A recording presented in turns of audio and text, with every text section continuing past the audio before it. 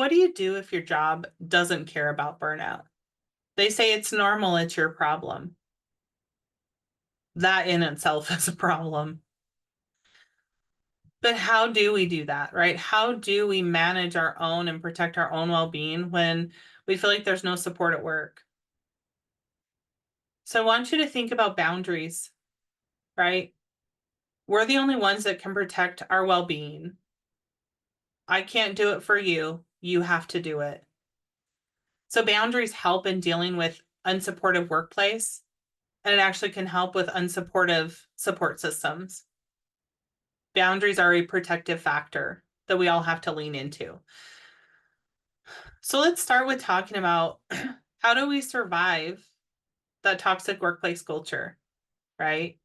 How do you survive? Because if you go into work and it's nonstop negative comments and cynicism from everybody around you, how do you survive that? All that does is drain you emotionally, mentally, and pull you down too.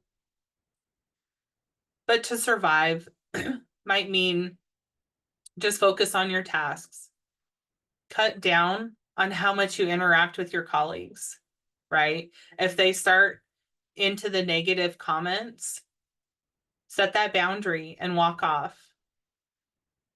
But just focus on doing your tasks and move on.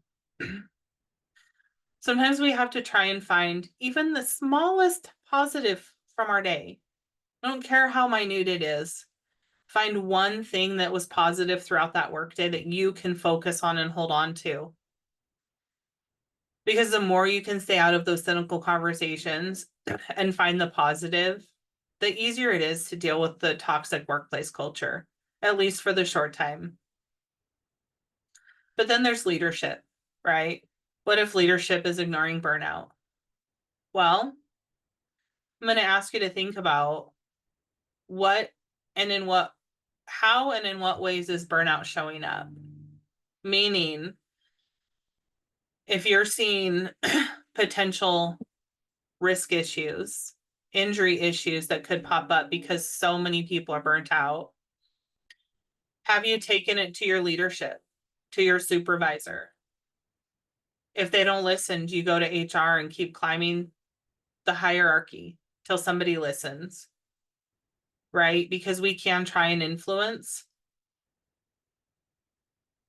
in order to make a change. I've actually had situations where it was deemed necessary to file complaints because it was becoming unsafe. Most places that that you would file complaints with, specifically in the healthcare field, will take them anonymously. Don't be afraid to speak up because your voice is what matters, not just leadership's voice. And if necessary, go ahead and take a leave of absence. I did. I've supported many people in taking a leave of absence so they can recover, because I don't want to see anybody have the same physical results of burnout that I did. It is not fun. And that's why I'm here, is to help each one of you overcome burnout, know your signs, but also helping those workplaces know that they have a part to play and make that change too. So I support people taking leave of absence. But I'm also going to push back and ask you, have you spoken up?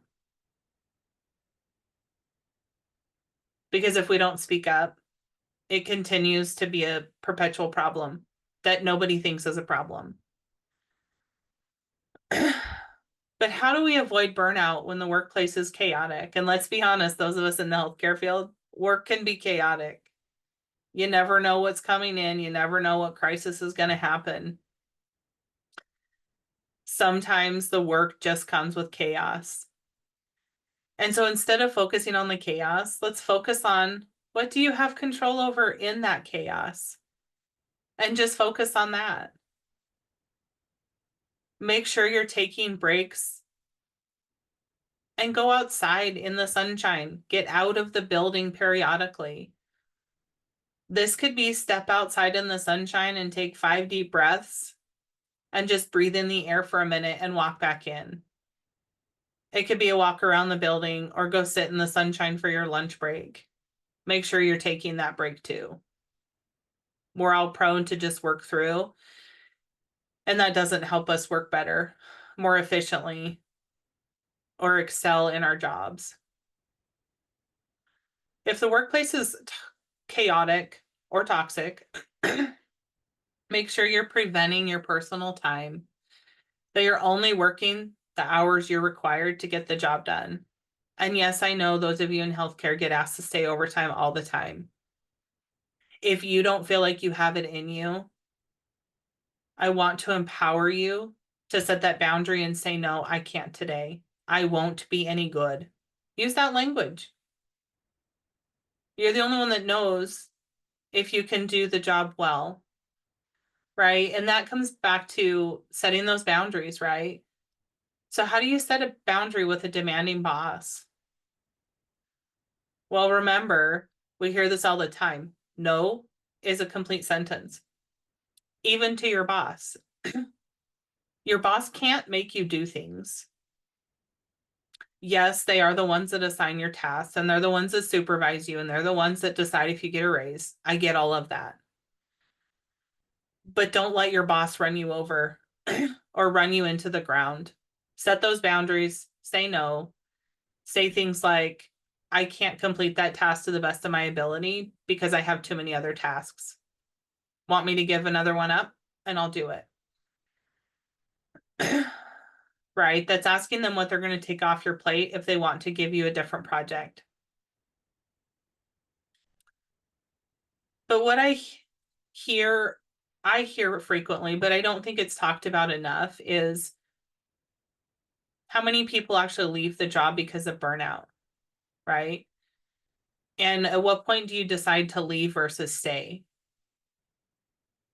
So I encourage people, if you have advocated multiple times and nothing's changed, it's probably not going to. So you have to decide if you can work within the broken, toxic system of that organization, or if you want to find a new one. And if your boundaries are pushed and are not respected when it's time for you to leave at the end of the day, and you've set those boundaries, that same boundary multiple times, I would question it might not ever,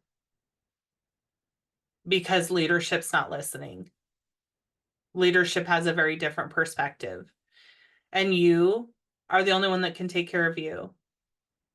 And I want to empower you to do what you need to for you. Yes, I want to see you stay in your job. That is my mission, is to see people stay in the job they chose, the job they feel called to. But I will support a change if that means you get to be a healthier, happier version of you. So set those boundaries. You got this.